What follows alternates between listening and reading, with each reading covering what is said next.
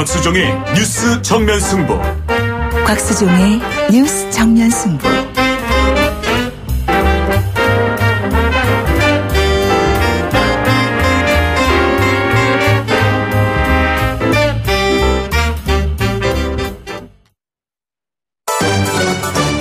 힘짝이 묻고 곽박이 경제로 답한다.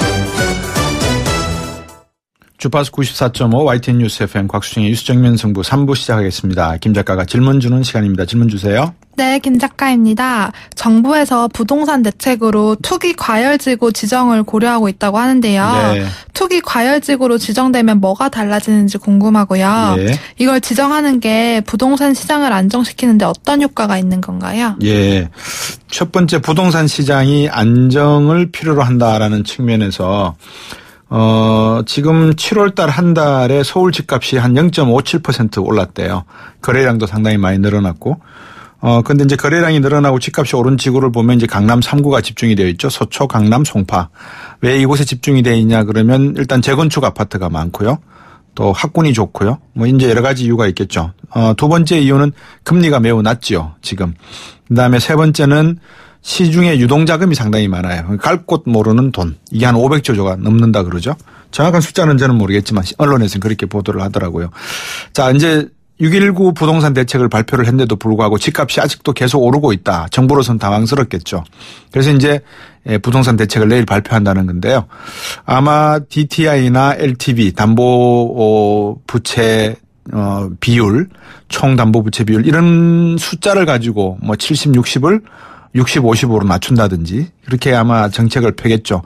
만약에 이걸 투기 과열 지구를 지정하게 되면 어떤 차이가 있느냐. 일단 양도세 측면에서 차이가 나고요. 그다음에 중간에 전매 거래를 할 수 없는 규제가 되죠. 5년 동안은 전매 거래를 할 수가 없죠. 그리고 청약저축도 만약에 통장 하나까지만 인정이 되는 여러 가지 이 조치가 이루어지는 거죠. 집값을 잡겠다고 이제 이런 규제를 하는데 앞에서도 제가 말씀을 드렸는데 시장은 늘 책상보다도 먼저 움직여요.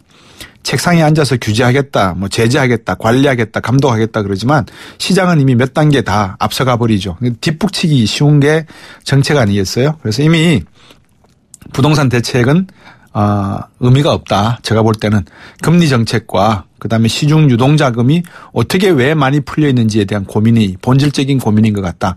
서민들이 15억, 17억 아파트를 투기할까요? 서민들은 집이 없습니다. 3억짜리 집도 없는 상황에서 이거는 투기를 한다는 명목으로 괜히 다른 엄한 벼룩 잡기 위해서 초가상간 태우는 일이 아닐까. 시장에 좀 맡겨야 될 부분이 있다. 저는 이렇게 봅니다. 지금 여러분께서는 경제학자 곽수종 교수가 진행하는 YTN 뉴스 FM 곽수종의 뉴스 정면 승부를 듣고 계십니다.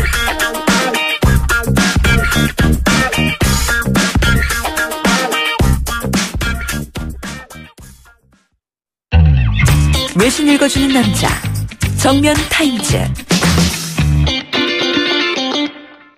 네, 오늘 4051번님이 보내준 문자가 상당히 좀 여운이 남네요. 날 안팎이 시끄럽죠, 그죠? 외신 소식 만나보는 시간입니다. 코리아타임즈의 박시수 기자입니다. 안녕하세요. 안녕하세요. 제가 지금 상당히 우리나라를 중심으로 해서 지금 열강들이 이 고민이 많은 것 같은데 러시아하고 미국하고 이 외교관 숫자 가지고 또 다툰 것 같아요. 그죠? 예, 그렇습니다. 얼마 전까지만 최근에 G20 회담 때까지만 해도 사실 트럼프 대통령과 푸틴 대통령의 사이가 굉장히 좋지 않았습니까? 네. 예, 근데 최근에 이제 그 관계가 굉장히 어그러지기 시작했습니다. 그러면서 그 이유는 이제 지난 27일이었죠. 그러니까 미국 상원이 러시아의 미국 대선 개입 관련 해킹에 관한 어떤 추가 제재안을 압도적인 찬성으로 이제 통과를 시키면서 이제 그게 시작이 됐는데요. 네. 그것이 통과되자 러시아는 이제 보복 조치로 자국 내에 있는 755명의 미국 외교관을 추방하겠다. 그리고 미국 외교 공관 2곳을 폐쇄하겠다 이런 내용을 시사하면서 이제 으름장을 놓고 있습니다. 그래서 지난 30일이죠. 그 블라디미르 푸틴 러시아 대통령이 현지 언론과 인터뷰를 가졌는데요. 네. 그 자리에서 푸틴 대통령이 러시아에서 활동하고 있는 미국 외교관 숫자는 대략 한 1000명 정도 되는데 그중에 755명이 그 활동을 중단하게 될 것이다. 이렇게 이제 경고를 했습니다. 그러면서 미국과의 관계가 개선되길 기대했지만 그리고 오랫동안 인내했지만 현재로선 나아질 기미가 별로 보이지 않는다. 예. 또 이렇게까지 어떻게 보면 굉장히 강공을 좀 취했는데요. 예. 그 인터뷰에서 푸틴 대통령이 언제 이 추방 조치가 될지는 말을 하지 않았습니다. 근데 예. 러시아 외교부가 28일 날 예. 그 발표하기를 9월 1일까지 이 숫자를 줄여야 할 것이다 이렇게 말을 했습니다. 근데 미국 쪽에서 아까 말씀하시기에 제재안이 상원 통과 이야기가 나오는데 아직 제재가 확정된 건 아니잖아요. 예, 그렇습니다. 아직 제재안은 이제 상원을 통과했고요. 그리고 네. 마지막에 대통령 서명을 남기고 있습니다. 예, 그래서 예. 트럼프 이게 이제 27일 날 이제 통과가 됐으니까 이제 10일 내에 트럼프 대통령이 서명을 하거나 거부권을 행사를 해야 됩니다. 그러니까 그 데드라인이 아마 이번 주 말 정도가 될 것 같고요. 네. 그래서 아까 말씀드린 데 이제 양국 정상간이 굉장히 좋았는데 또 이번에는 이 제재안을 트럼프 대통령이 거부하기는 쉽지 않을 거라는 게 이제 현지 언론의 이제 중론입니다. 네. 그 이유는 아까 말씀드린 대로 이제 찬성된 통과된 표가 압도적이었다라는 건데요. 네. 일단 상원에서만 보더라도 찬성이 98표고 반대가 2표밖에 나오지 않았습니다. 그리고 예. 하원도 압도적으로 통과가 됐고요. 그리고 현재 이제 그 트럼프 대통령이 러시아 스캔들에 또 휘말려 있는 상황에서 이것을 거부했을 경우에 또 다시 또 러시아와의 유착 관계가 다시 증폭될 수 있는 어떤 위험도 있고 그렇기 예. 때문에 이것이 아무래도 통과될 가능성은 상당히 좀 높게 보입니다. 네, 푸틴 대통령이 미국 외교관은 455명이 정원인 것 같다. 숫자까지 딱 박아서 이야기하는 거 보면 참 강국은 강국인갑다 싶은데요. 이 예. 미국이 말한 추가 제재안이 도대체 뭐길래 러시아가 이렇게 발끈하고 있습니까? 이제 골자는 이제 러시아의 에너지 수출 그리고 이제 해외에서 활동하는 러시아 기업의 해외 활동 이것을 이제 규제하는 내용인데 네. 대부분의 내용은 금융 제재 중심입니다. 네. 그렇기 때문에 결국은 이제 그 러시아의 돈줄을 잡겠다 뭐 이런 내용인데요. 사실 그 중에서 가장 러시아가 불만을 갖는 것은 에너지 수출 관련 제재입니다. 아시겠지만 러시아의 재정의 많은 부분이 이제 가스 및 석유 이것을 이제 수출하면서 이제 많은 돈을 벌어들이고 있지 않습니까? 네. 그래서 그런 것을 제재하게 되면 결국 이제 러시아에 대한 재정이 이제 위태로워질 것이다. 이제 이런 내용입니다. 그 외에도 이번 제재안에 이제 좀 주목해야 될 점은요. 이제 트럼프 대통령이 아무래도 이제 트럼프 대통령의 러시아 스캔들을 우려한 어떤 때문에 들어간 조항 같은데요. 아무래도 네. 그 트럼프 대통령이 어떤 이 제재안을 완화하거나 아니면 없애기 위해서는 의회의 검토를 반드시 거쳐야 한다. 어떤 의무 조항을 또 넣었고요. 네. 그 대통령이 만약에 그래도 밀어붙인다면 그 표결을 통해서 그 대통령의 정책을 이제 변경할 수 있다. 이런 어떤 내용까지 의무 조항이 사실 들어가 있습니다. 예. 네. 사실 이번 그 제재안이 첫 번째는 아니고요. 작년 12월이죠. 당시 대선 기간 중에 이미 미국 정부에서는 러시아의 어떤 해킹을 대충 알고 있었지 않았습니까? 그렇기 네. 때문에 당시 오바마 대통령이 당시에 러시아 외교관 35명을 이미 그 당시에 추방을 했었고요. 네, 그리고 미국 내 러시아 공관시설 2곳을 이미 폐쇄했었는데 네. 그때는 이제 별 반응이 없었다가 이제 트럼프 대통령이 되니까 요번에 좀 이렇게 반응이 나오는 걸 봐서는 또 어떤 또 의도를 갖고 있는 것인가 이런 것도 한번 좀 눈여겨봐야 될 것 같습니다. 트럼프 대통령은 뭐라고 그럽니까? 아직 트럼프 대통령이 반응을 내지는 않았습니다. 대신에 어떤 백악관 샌더슨 대변인이 이제 기자들과 질문해서 답변을 했는데요. 네. 구체적인 어떤 반응은 아직 나오지 않았고 어떻게 대응할지 현재 선택지를 검토하고 있다. 이 정도 내용만 간단히 얘기를 했습니다. 네. 그리고 마이크 펜스 부통령이 대신 좀 말을 했는데요. 예. 지난 31일 동유럽 순방 중에 이제 말한 것인데 러시아는 예측 불가능한 국가다. 이 정도의 어떤 비판적 목소리를 냈습니다. 네. 미국 국무부도 유감스럽다. 이런 부당하다. 이 정도의 반응이었고요. 예. 반면에 중국은 러시아를 편들고 있습니다. 오늘자 중국 관영 환구시보지요. 오늘 사설에서 이제 미국을 비난을 했는데요. 미국을 다리를 셀 수 없는 문어다 이렇게 이제 비유를 했는데요. 그만큼 정책의 일관성이 떨어진다. 이 정도로 이제 비판을 하는 것 같습니다. 그래서 결국은 이제 어떻게 보면 러시아와 중국 그리고 이제 미국 간의 어떤 좀 그런 어떤 좀 더 그 갈등의 규모가 좀 더 커질 수 있는 가능성도 좀 있는 것 같습니다. 여름 휴가철이라서 해외 가시는 분들 계실 건데 우리나라에도 진짜 저는 이거 지하철이나 어디에서 상당히 좀 길거리에서도 좀 안 했으면 좋겠는 게 하나입니다. 핸드폰 보면서 길 건너는 분 이거 하와이에서는 벌금 낸다고요?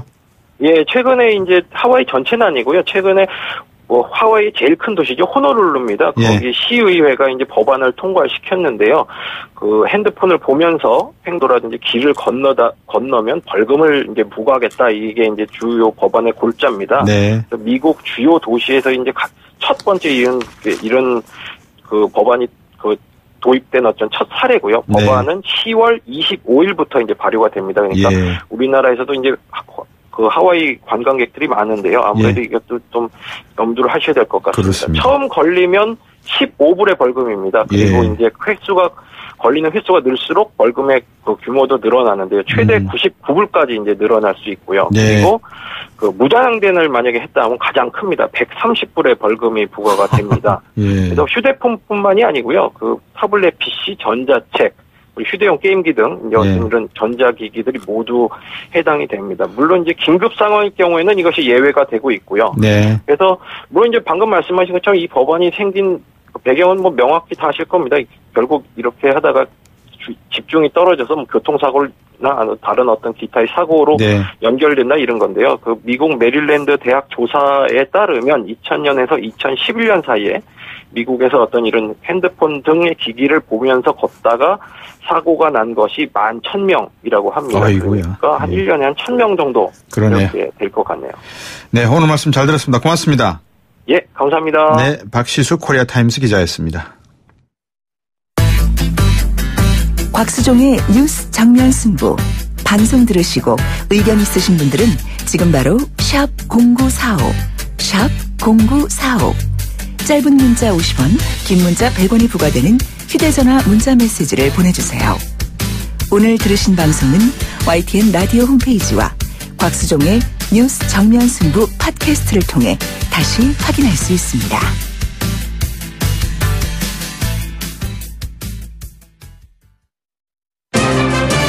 곽수종의 뉴스 정면 승부. 정치 고수들이 펼치는 정치 토크의 향연. 정치 길게 토크바. 각기 다른 시각으로 우리 정치를 바라보는 두 분을 모시고 대한민국 정치 이슈 다각적으로 짚어보는 시간입니다. 뉴스 정면 승부 정치 길게 토크바. 오늘도 경희대학교 노동일 교수님 오셨습니다. 안녕하십니까 교수님. 안녕하세요. 배재대 정현정 교수님 오셨습니다. 안녕하십니까. 네, 안녕하세요.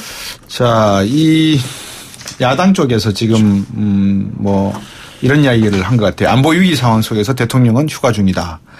청와대는 안보에 빈틈이 없다. 어떻게 봐야 되는지를 한번 두 분께 여쭤봐야 되겠습니다. 이게 뭐 큰 걱정할 거는 아니지 않겠습니까? 어떻게 보십니까? 노동일 교수님. 과거 같으면 대통령이 휴가를 안 가겠죠. 네. 그죠? 당연히. 청와대 정위치 할 것이고. 네. 뭐 예를 들어 휴가 계획이 있었다면 당연히 취소할 것이고. 네. 휴가 갔었다가도 급히 복귀해서 청와대로 이제 복귀하고 외국 정상들과 통화하고 뭐 군 지휘관들 뭐 점검하고 하는 그런 전화하는 모습을 보일 것이고요. 그렇게 했을 것 같습니다. 그러니까 과거와 다른 모습을 보인다. 또 이런 상황에서 그런 어떤 뭐라도 상징적인 조치라도 해야 되지 않느냐. 이렇게 얘기하는 것은 뭐 전혀 타당치 않은 비판이다. 그렇게 생각하지 않습니다. 그런데 또 청와대에 있는 것이나 진해에 있는 군 휴양시설에 있는 것이나 예를 들어서 어떤 안보 상황에 대처하는 유사 상황에 대처하는 것은 아무 문제가 없다. 지금도 통신 축선상에 있을 테니까요. 반드시. 그리고 기왕 가려고 했던 휴가라면 휴가 제대로 가는 것이 오히려 국민들에게 불안하지 않게 보이는 모습이다. 저는 이 두 가지 중에 어느 것이 옳고 그름은 없다고 생각합니다. 원칙에서 벗어난 것이라든지 뭐 위법적인 것이라든지 그러면 당연히 비판받아야 되지만 둘 중에 하나가서 어떤 뭐 가능한 선택지 중에 하나라고 생각하고요. 그리고 문재인 대통령이 예를 들어서 휴가 가고 제대로 어떤 정상적으로 돌아가는 모습을 보이는 것이 더 중요하다. 이렇게 판단했다면 저는 그분은 뭐 존중할 수 있다고 생각합니다. 과거처럼 뭐 하지 않았다고 해서 꼭 비판하고 뭐 그럴 필요는 없는 거 아닌가 싶습니다. 정혜진 교수님. 대통령이 위법하신 건 아니죠. 위법하신 문제는 아니고요. 저는 야당의 비판이 일정 부분 설득력이 있다라고 보는 이유가 뭐 안보의 위기는 아닙니다. 당장 뭐 우리가 국민들이 불안을 느낄 만큼 그런 상황은 아니라고 하더라도 지금 돌아가는 상황이라고 하는 것이 우리의 어떤 그 문재인 대통령의 이른바 베를린 구상이라고 얘기할 수 있는 그런 대북한 전략 수정이 지금 시급하게 필요한 시점이 와 있거든요. 네. 더군다나 대통령께서 지금 휴가 중인데 이른바 마이패싱 하고 있는 거 아니에요? 트럼프 대통령이 일본 아베 총리하고 긴급하게 전화를 주고받고 우리 대통령하고는 통화도 하지 않는 이런 상황이 되고 있고요. 더군다나 중국하고 미국하고는 지금 긴밀하게 또 대화가 오고 가고 있는 것 같습니다. 그렇죠. 북한 문제로. 이게 이제 우리를 둘러싸고 있는 대한반도의 다른 국가들의 움직임이거든요. 빠릅니다. 근데 대통령께서 지금 휴가 중이시다라고 하는 거는 물론 전략적 구상이야 꼭 청와대에 안 계셔도 할 수 있지만 지금쯤이면 NSC 회의들이 여러 번 좀 소집이 됐었어야 되고요. 특히나 이런 전략 수정을 위해서 필요한 전문가들과의 청와대에서의 어떤 긴급한 소집이 이루어져야 되고요. 그리고 지금 뭐 송영무 국방장관 지금 얼마 전에 국회 나와서 또 오락가락 사드 문제 가지고 얘기를 해가지고 또 국회의원들 이 더운 여름에 더 화가 많이 나셨습니다. 는데 그런 상황이 아니거든요. 이게 사실은 굉장히 어떤 그 뭐라 그럴까 통합적인 목소리들을 통해서 우리가 지금 정리를 해내야 될 상황이고 국방부 장관, 외교부 장관 다 지금 뭐 휴가 가실 뿐이 아니라 전략적 수정을 위한 나름대로의 대통령과 긴밀한 접촉을 지금 해야 되는 회의를 안 하시는 것 같아요. 보니까 물론 이제 뭐 전화 통화는 하시겠지만 새벽 회의를 하셨다 그러던데. 그러니까 전화 통화 이게 지금 여러 번 이루어져야 되거든요. 그러니까 이런 부분들을 우리가 놓고 본다 그러면 사실 대통령께서 그 경남 진해에 가 계시는 것이 그 대외 정세의 어떤 긴박성을 고려했을 때 이게 맞는 거냐라는 것이고요.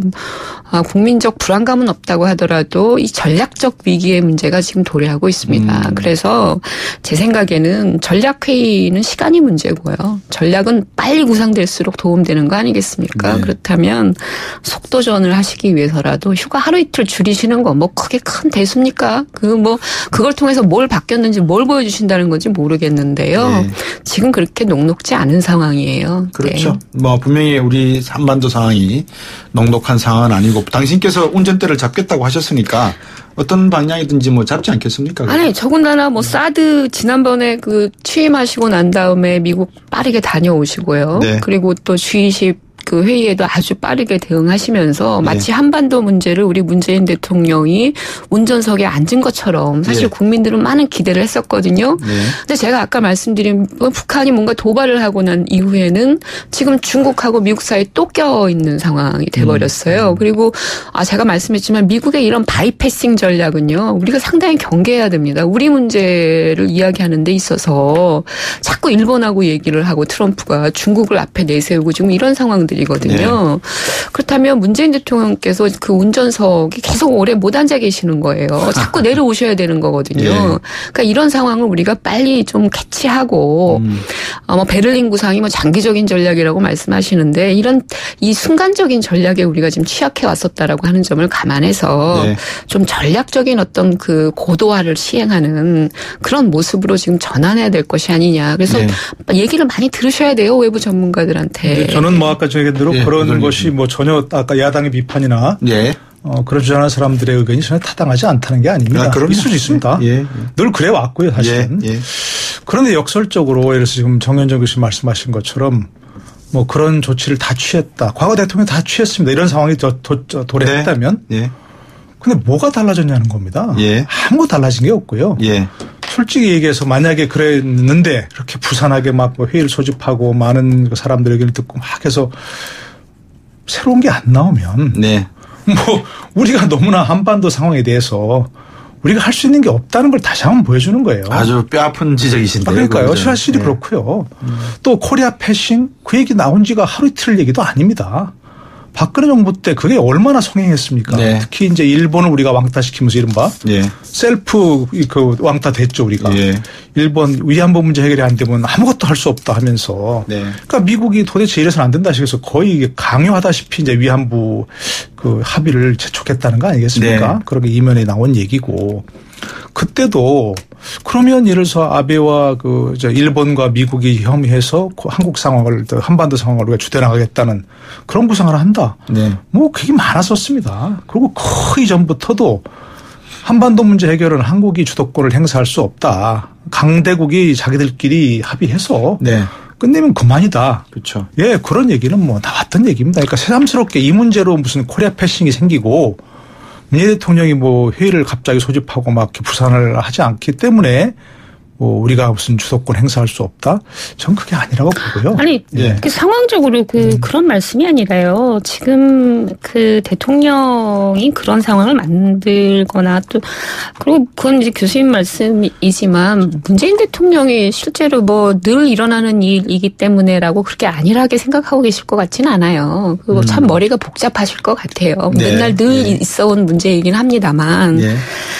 근데 지금 야당들 쪽에서도 지금 이제 전략 수정 필요하다는 얘기가 나오고 있거든요. 네. 지금 어쨌든 국회 국방위원회 지금 임시회 같은 경우도 지금 막 소집이 되고 있는 상황이에요. 네. 예. 국회에서도 지금 답답하니까. 예를 들면 문재인 대통령 얼마 전에 북한을 향해서 비핵 문제 가지고 우리 좀 대화하자. 네. 그래서 남북 적십자회담도 하고 군사회담도 하자.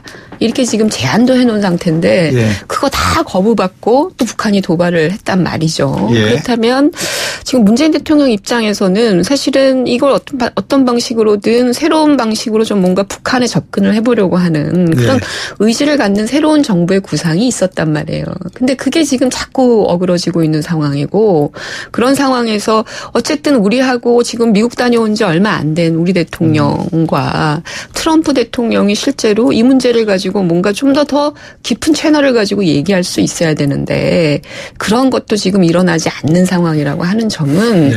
우리 스스로가 생각을 했을 때 이것을 가지고 그냥 늘 있어온 일이다라고 그렇게 볼 것이 아니라 어떤 형태로든 빨리 해안을 모아야 되는 거 아니겠습니까? 트럼프한테 적극적으로 전화를 할 수도 있는 거고요. 네. 그리고 시진핑하고도 통화를 할 수가 있는 겁니다. 네. 그러니까 그런 점에서 우리가 좀 적극적으로 네. 한반도 문제로부터 우리를 스스로 배제시키지 않는 그런 어떤 대통령의 적극적 모습이고요. 문재인 대통령은 그걸 하실 거라고 사실은 기대를 많이 했었어요. 예. 그 북한을 보는 관점도 그래서 많이 바뀐 거였지 않았습니까? 네. 근데 네.